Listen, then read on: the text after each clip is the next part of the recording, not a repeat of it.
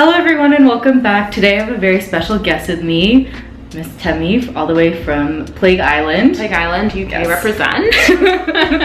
And today she is going to be interviewing me about just a few kind of questions related to PhD, about our experience, or my experience. You should definitely catch part 2 on her channel. I will be interviewing her about her experience. Yeah, so hello everyone on Emily's channel. My name is Temi and I'm also a PhD student, but as Emily said, I'm a PhD student in the UK and only like just halfway through my first year, but I would say she's farther along, like in research and thinking. Yeah, effectively, kind of how it works. Okay, Emily, question number 1 is what field/area is your PhD in and what are you researching? My PhD program is in social policy, but social policy itself is not really a discipline in and of itself. It is a very interdisciplinary and kind of combination of a lot of different fields, and this can be a good thing or a bad thing because it means that you can incorporate many different kind of theories and just the kind of literature and previous research from fields like education, political science, health. There's a lot you can do with it, which is great, but also it can be very bad if you're trying to narrow, and you can't, which brings me to what I am researching, and that has actually shifted a little bit over the course of my program. But currently, at least, what I'm really hoping to do is look at Asian American identity formation, and I'm thinking about how we can use, actually Temi was helping me with this, when we were discussing, but just like how you were like using policy as a way to do that instead of trying to work from, because a lot of people in my program, it tends to be an evaluation of a certain policy, like does this lunch program increase honestly, to me that sounds so dusty. I'm so sorry. It's definitely interesting. No shade. It's interesting. Yeah, it's interesting in classes when I feel like we're kind of all presenting our research, and then I go and it kind of feels sometimes like, am I in the right program? like the wrong room? Yes. But yeah, broadly around like Asian American identity formation, but and I'm really interested in like critical solidarities as well. Like I remember you talking about like Black, I don't know if it's Black or like specifically African American, because you can think about like different like Black feminist theories, like Asian American solidarity. But I love the whole interdisciplinary, because I'm an interdisciplinary scholar, or like multidisciplinary, I actually think, and actually like trying to combine these like disparate, not so much disparate, but like these threads together to make like a new thing. It's just like, Okay, so question number 2 is, why did you decide to do a PhD? I really wish I had a better answer to this than what I feel my answer is. So I think the biggest reason was because when I was working, I think my undergrad, for a brief background, is in political science and history with an ed minor. And so when I was going through undergrad and then also in my master's program, which was in criminal justice, all these things are different fields, but it will make sense. But I was just observing in general a common thread of like a general lack of literature, I think, and discussion just around like Asian Americans, and a lot of, what is he? Well, it's tasty. You like it? Okay, good. I was over here like, I was like, okay, chai.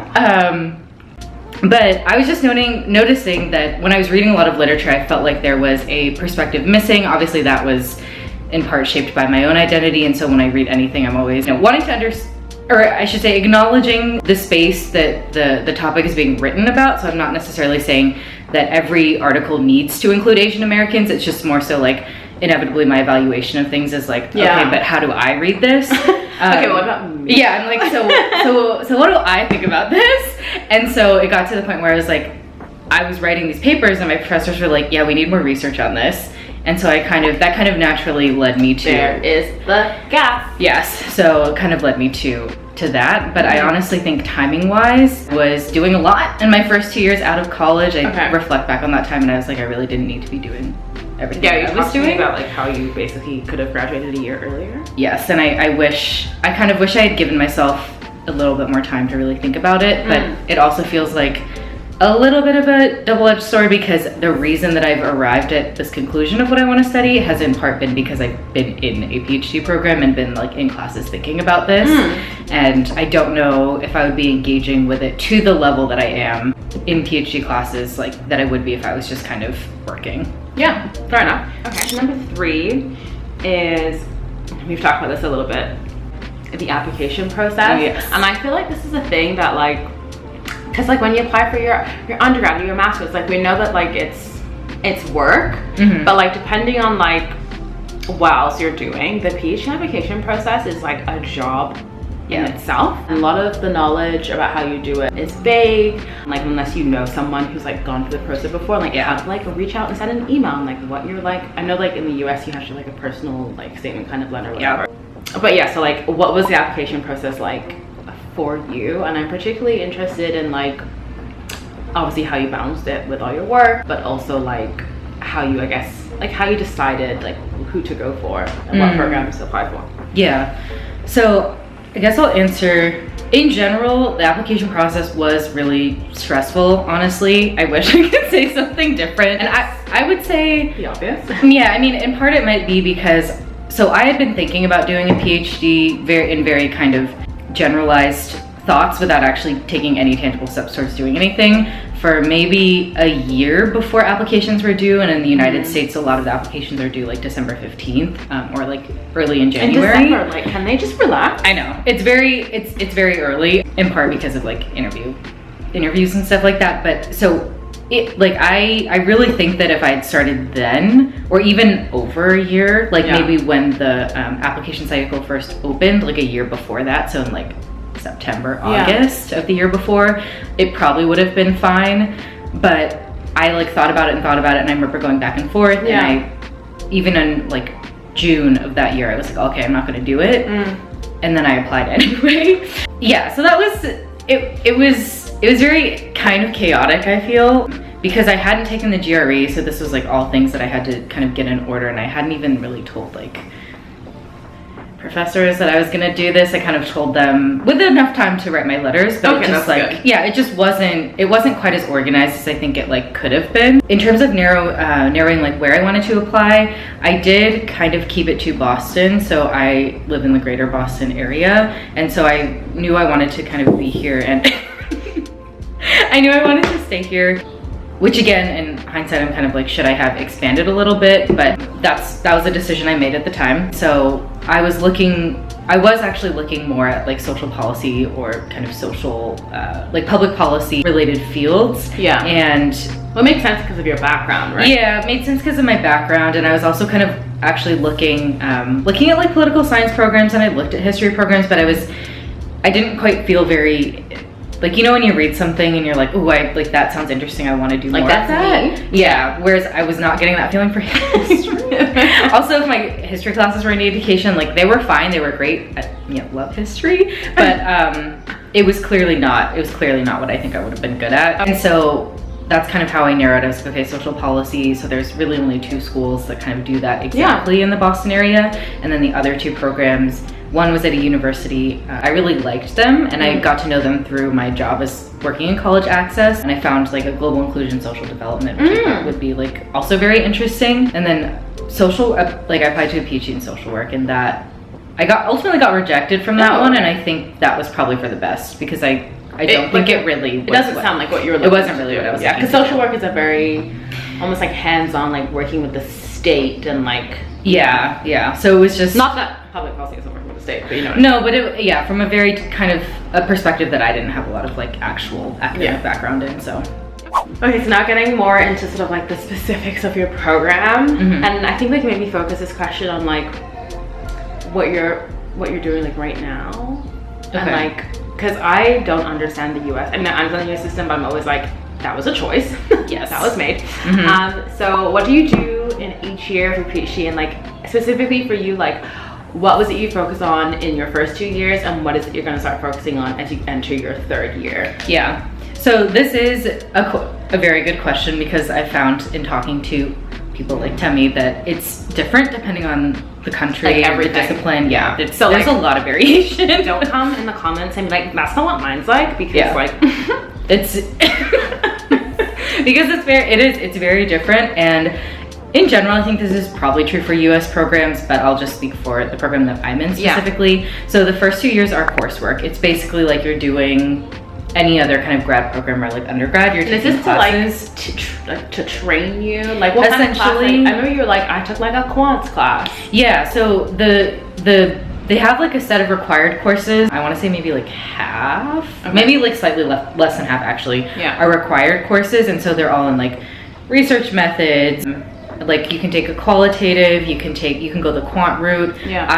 Because I am hoping to do mixed methods, which arguably is its own kind of area of study that you need to actually learn. You can't just learn qual and quant and then be a mixed methods researcher. You really have to know how to integrate those two methods properly. That is really interesting because that is not how we approach it in the UK. So there would never be like there would be like a understanding mixed methods as like an approach, sort of like the theoretical backgrounds, but like I'm a mixed methods researcher, but I never like took a course in mixed methods. I think it's definitely a skill to know what quantitative methods would like align with like your research question. And then also what qualitative methods would align with that. But I think in the UK they kind of expect you to be like, and so that is like in your ability when you're applying to the PhD to be like, this is why these methods work. I see. The UK really is just like, figure it out. Tell us what you're doing. Whereas in the US they're like, I don't know, take these classes and see what lines up with. Here's a couple steps that you could do. It does feel quite hand-holdy. It is. Okay. Oh no, I think that like when I hear about the UK system, I'm like, no, like that makes sense. And I would actually be curious to know like what your retention rate is and if it's higher than in terms of like who actually like finishes. I think it's like 50%. Okay, so it's like similar worldwide. I'm pretty sure. It's like pretty bad in the US. Taking courses, you can, if you have a lot of experience, you can be excused from them. Like you can waive them and then just kind of do your own classes. So it's not like you have to do them. They just say, here's your here are your options, and then you take whatever kind of electives and like your field that you're wanting to kind of do more thinking around. Then in year 3, like in the summer after year 2 and before year 3, you take your comps, which I won't get into, but basically she has a vlog about that. I do, but and comps like PhD programs vary depending on the country and the program. But after you do that, then you like moving into year 3, which is the current stage I'm in, I will start to kind of like form my committee and defend my proposal. And so the deadline is that you defend your proposal by August of the following year. So it's June 2022. So I need to defend my proposal latest by August 2023. And have my committee formed and everything. Once you do that, your ABD technically, which is all but dissertation, you write your dissertation and defend, that's usually the time because there's less of a time constraint on that where people tend to fall off. Again, choices were made. So next question is talking about money and finances. How do you afford to do a PhD in like Boston?